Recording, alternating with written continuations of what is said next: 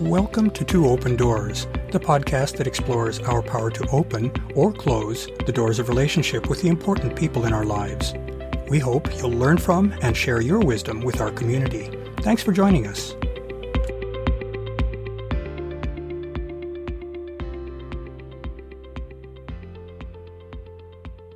In my prior episode, I highlighted the scientific field of sexology, and I described why I believe that sexology is relevant to everyone who's striving to live a fulfilling life. I noted that sexual misinformation is widespread and that it damages society. In this episode, I'd like to take that theme a bit further by focusing on a topic that is especially misunderstood by many, the human sexual response cycle.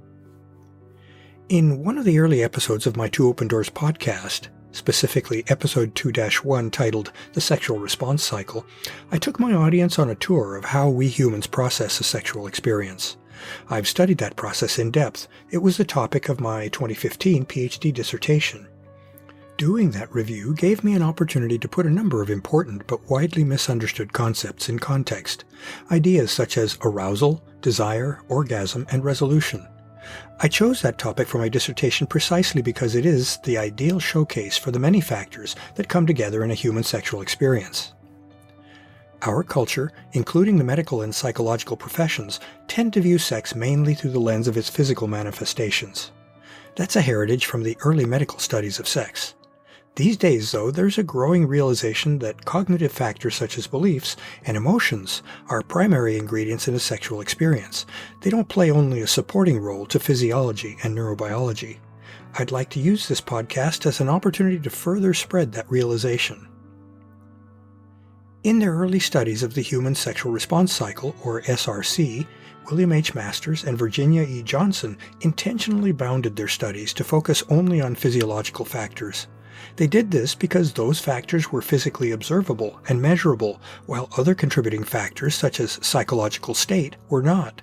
The resulting model of the SRC is fairly mechanistic, progressing sequentially or linearly through stages that range from a sexually neutral state, through growing arousal, and on to eventual resolution or relaxation of the sexual energy. In the time since Masters and Johnson, later sexologists have refined the SRC model to make it far less rigid and deterministic.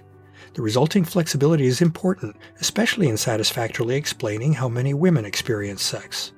Men and women can't really fully enjoy shared sexual experiences without understanding how their perspectives sometimes differ. Thus, the new and broader understanding is a platform for enhancing the mutual enjoyment of sex. In a seminal 2005 research paper, the sexologist Rebecca Basson proposed an SRC model that was based on data gathered from thousands of women. That model is far broader than the Masters and Johnson model, and it showcases the influence of psychological and social or relational factors in influencing sex.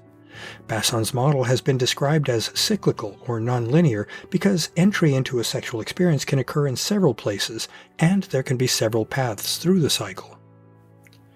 Like Basson, I attribute a central role to mental and emotional factors in sex. That's certainly consistent with what I've experienced in my own life, and it's also consistent with what others have shared with me regarding their own experiences. However, I see the sexual response cycle a bit differently than how Basson describes it. I believe that there is, in fact, a linear nature to the SRC because it consists of a sequence or cascade of states that a person traverses during a sexual experience. I think this is equally true for males and females. Where I see differences is in the relative importance or weighting that males and females associate with the various factors that play into the SRC. That is, some factors seem to be more important for women than for men, or for men than for women, in driving transitions between the SRC states. These differences are worth exploring. To start, let's consider the progression of states that occur in the course of passing through the SRC. First, when a person isn't involved in a sexual experience, they can be thought of as being in a sexual resting state. While in such a state, arousal and its physical signs are low or absent. Second, when a person becomes potentially interested in a sexual opportunity that presents itself, they become receptive to those sexual possibilities, and they focus on them. In effect, they become ready to receive and respond to cues that might further the opportunity. Those cues can be thought of as sexual stimuli. The fragrance of a perfume, the playing of a favorite song, an alluring caress, or many other things.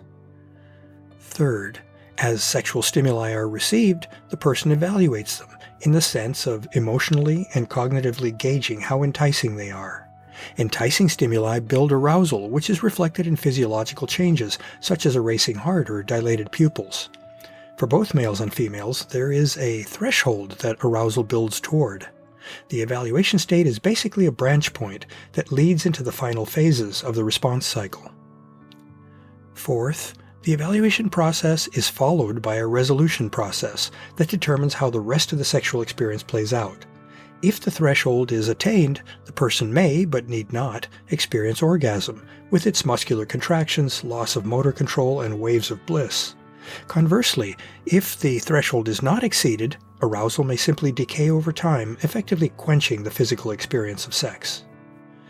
And fifth, the SRC culminates with another evaluation phase, during which a person assesses the quality of their experience.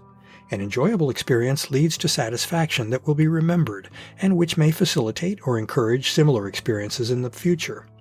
A less than satisfactory experience will likewise be remembered, but that memory may well discourage or even result in an aversion to repetitions of the experience. Once this evaluation is complete, the person returns to the sexual resting state, awaiting the next sexual opportunity.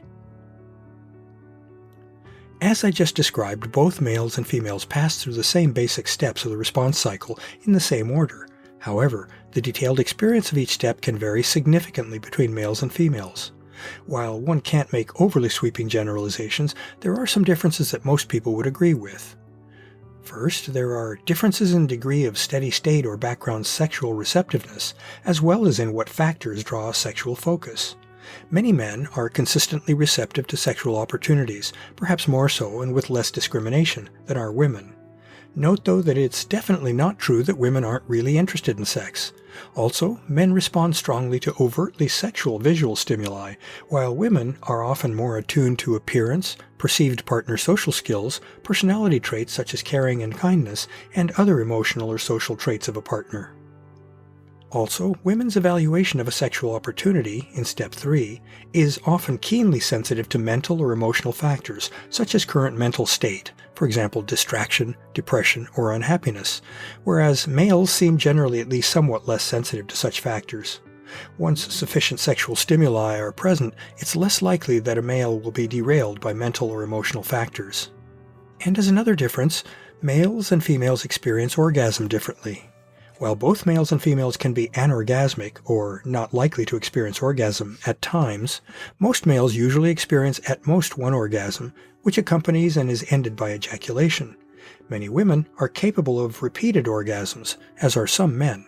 Such repetition is strongly dependent on elusive factors such as both partners' mental and emotional states, the circumstances in which the sex occurs, and the effectiveness of stimulation. There are many other fascinating similarities and differences in how the SRC plays out for males and for females. Sadly, there's no time or room to do that further exploration here. I hope I've convincingly argued that understanding how sex really works can pay rich dividends, and that it's all too easy to be tripped up by the misinformation that is pervasive. My suggestion is that those who are interested in becoming better informed do so by seeking help from sexologists, sex coaches, or other qualified professionals, and by joining supportive sex-positive communities. You won't regret it.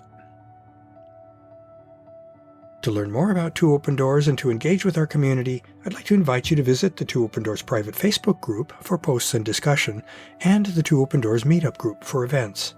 I also invite you to contact me directly by writing to me at Claude, C-L-A-U-D-E, @twoopendoors.com. I'd love to hear from you, and I'll use your inputs to guide my work on future blog posts and podcast episodes. Thanks for visiting Two Open Doors.